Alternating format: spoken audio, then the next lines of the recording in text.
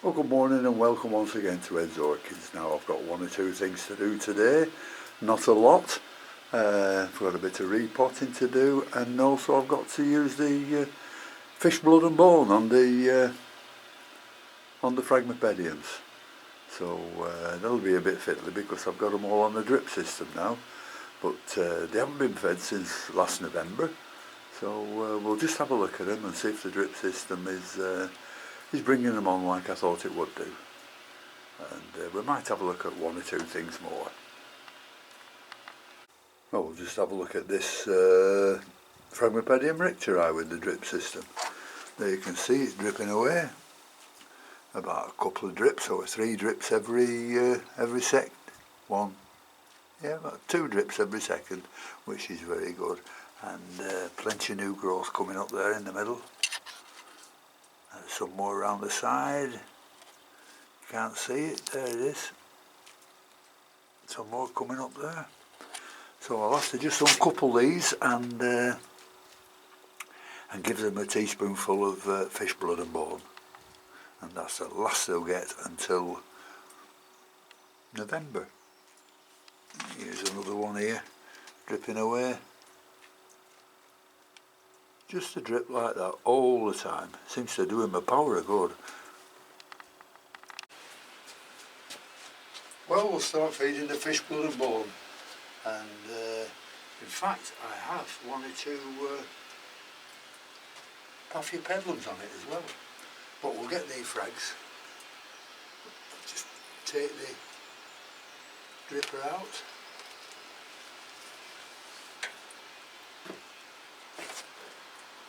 Make sure we've got that on camera, because I have a bad habit of missing it off. Remove one of the phrags from the dripper, and we've got the fish blood and bone and a little teaspoon. So just give it that much, just spread it over the top.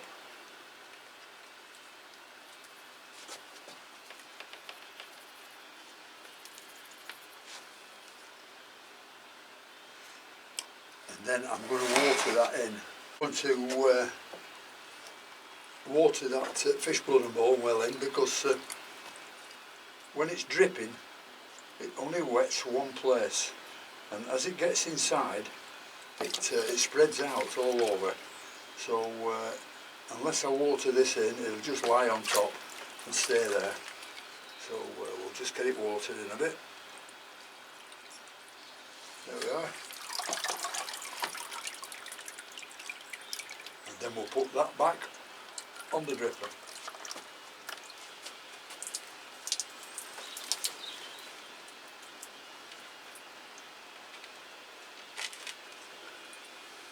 And then we'll get another one. This is a philippinense, so this is a paphiopedilum.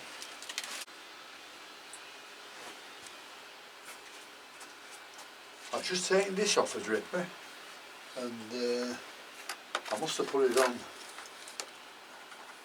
sort of not knowingly, but because this is a paphiopedilum, and it's been on the dripper.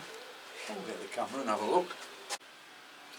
This has been on the dripper for about a month, and looking very nice. Philippinense. I don't know whether this fish blood and bone will do it any good, but I'll give it a go. But it hasn't been fed for a month, and look, it's got 3 nice growths there.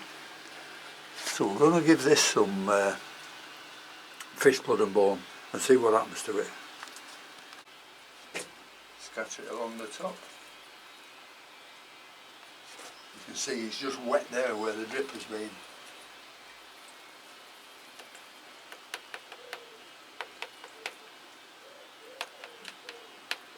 Put a bit more on where the drip is, so that's it, that's another teaspoonful. So we'll water that one in.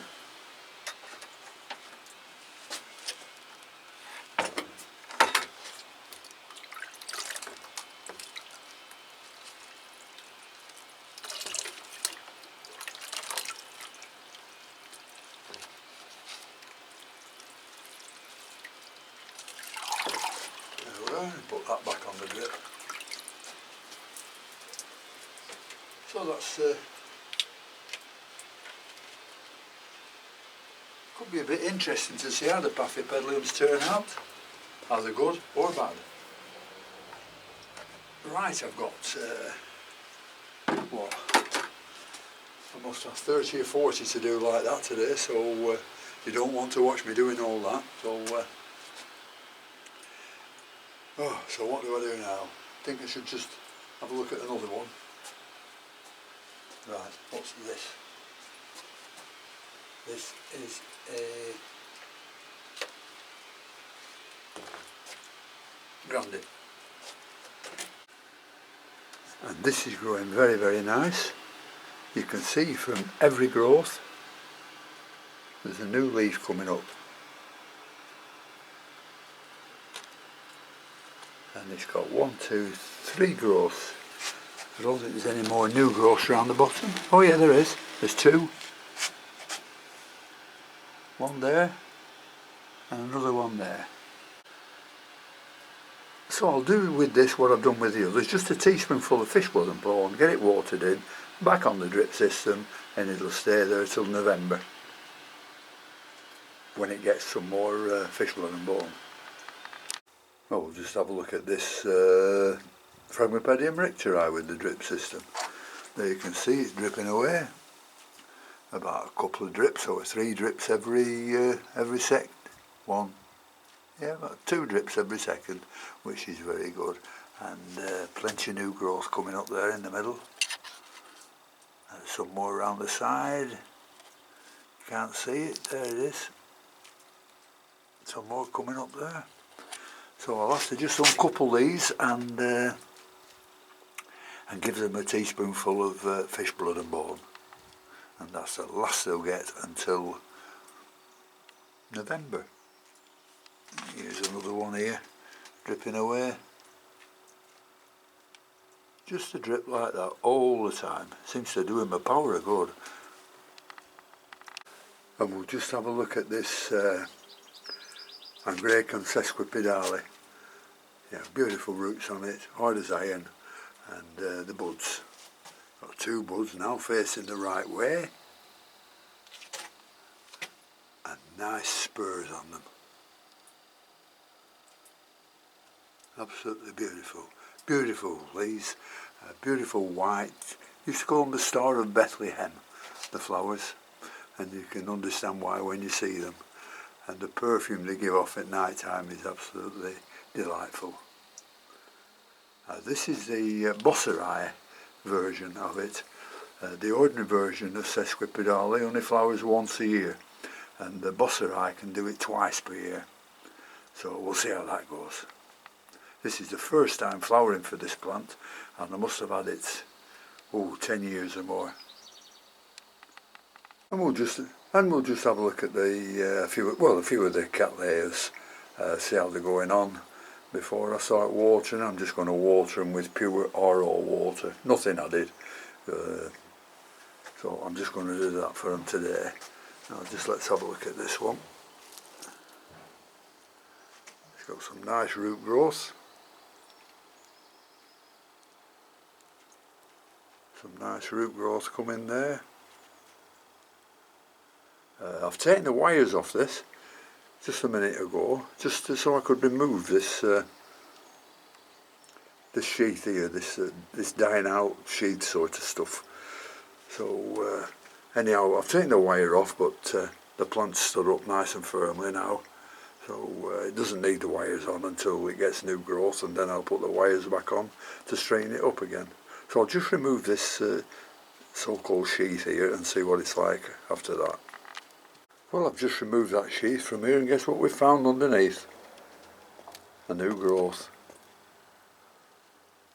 So that's doing very well. That's Rhyncholalia cattleya Pink Empress Duchenne. So I'll just give that a water now, and we'll have a look at the next one. This is the Golf Green Hairy Pig, and this is getting some nice root systems on it. You see all the roots down there, growing very, very nicely. No signs of anything flowering yet, but you never know, time will tell. It will come on, so I'll just get this one watered now and we'll move on to the next one. This one is the King of Taiwan again, doing very nice. There's some of the roots have stopped growing at the bottom, but there's a new growth coming up there. It's got plenty of roots on, so it'll put another new growth coming up there as well. So that's two new growths. So that's doing very nicely. So I'll just give this a watering as well, make sure it gets completely soaked, and then make sure it gets completely dry before I do it again. That is the King of Taiwan. I've watered this and you can see how green the roots have gone. You know, they were white before, but they've soaked up all the moisture now, and they go green. So if any of you have got plants that you've watered and the roots have gone from being white to green, don't water them again until they're white again. Now this is the BLC Almaquis Trimpoli, and you can see it's got one or two yellowing leaves there, so I'm going to snip them off. They're no use to anybody, so I'll snip them off. And just snip them off right at the top of the pseudobulb. And the pseudobulbs are nothing here, they're tiny little things, so it's not going to make much difference to the plant at all by snipping them off. Right, I've snipped them off now, and the plant looks a lot healthier and a lot better. I'm having a bit of trouble though with this Almaquis, with the roots. This is the one that came sort of, what was it, 4 or 5 weeks ago from Poland, and it was in that horrible coconut husk, and I can't see any roots growing just yet. If I move something from down here, what can we see? No, there's nothing there yet, but it will come because the plant's looking very nice. Almaquis Trimpoli, beautiful bright yellow flower this with a lovely red lip. And this is the other one I got from Poland. It's the Rhincholalia Cattleya Haesong Tian Mu, and I've still got this wired up because this still hasn't developed a good root system, although it's got two nice new growths on it. One there coming up and one there. So it shouldn't be long before it's putting out some nice roots down at the bottom. That's RLC Haesong Tian Mu. And it's a lovely day here, so I'm going to put these outside for a couple of hours. I'll put them in a plate that gets the sun right up till about, 12:30, something like that, then the sun disappears. But I'm sure they'll enjoy a couple of hours in the sunshine. Well, here's one doing exceptionally well. Look at the roots on it. Absolutely fantastic. All over the place.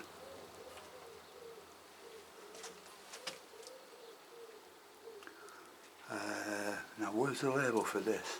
But I do know it's a cattleyas. It's a cattleyas African Beauty. And that's what it is. Not a tall plant. Two nice new growths on it there coming up. And looking very, very good. So I'll just put this outside and give it a bit of sun as well. Cattleyas African Beauty. Well, I'm continuing watering, and I found a label that was missing right at the bottom of the bucket here. So I'll just get that out, but that's the cattleyas. Glad I found it. Couldn't have been so far away, but who'd have believed it had been at the bottom of a bucket. Well, there's a few of my cattleyas enjoying the sun, and as I said, I'll be there a couple of hours and then I'll take them back inside, and they might be bone dry again by then, so I'll give them another watering.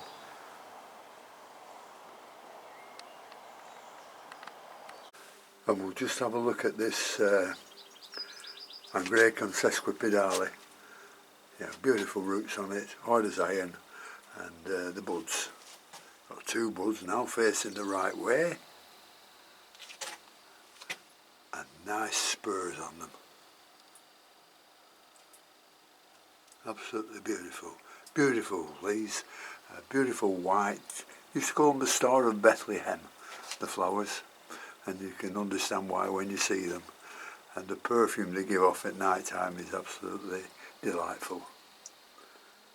This is the Bosseri version of it. The ordinary version of sesquipedale only flowers once a year, and the Bosseri can do it twice per year. So we'll see how that goes. This is the first time flowering for this plant, and I must have had it 10 years or more.